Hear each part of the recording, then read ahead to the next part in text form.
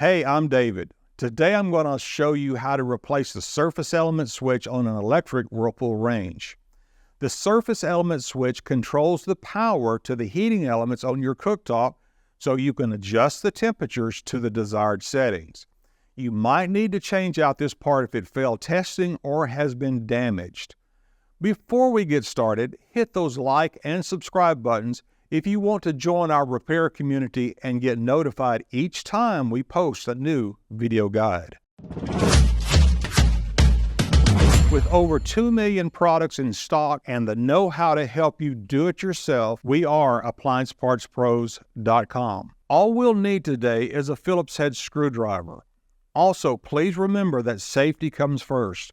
Always disconnect your electric range by unplugging it or switching the breaker off before you work on it. Now let's get started. To remove the switch, lift the cooktop and lock it into place. Remove the screws at the corners at the top, and there are also 2 on each corner underneath. You will need to open the oven door to get to them. Once you've found the defective switch, remove the knob and the 2 screws that hold the switch. Then pull it out from the console. Here's the old surface element switch, and here's the new one.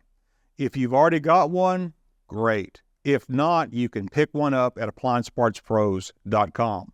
We need to remove the wires from the old switch and transfer them to the new switch.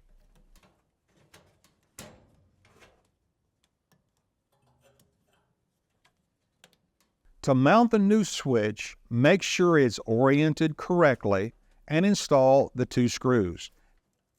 Then, install the knob.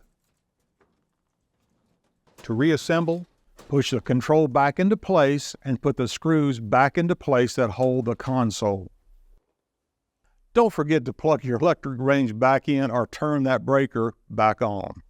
You made it. Great job, and thanks for joining us today. Make sure to let us know how the repair went in the comments.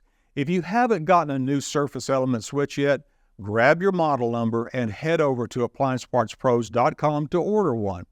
Orders usually arrive in just a few days. You still here? Yeah, I'm talking to you. Make sure you like this video and subscribe to our channel. Go on. You know you want to. We've got lots more troubleshooting and repair videos, and of course, all the parts you need to do it yourself at AppliancePartsPros.com. Thanks for your support, and I am out of here.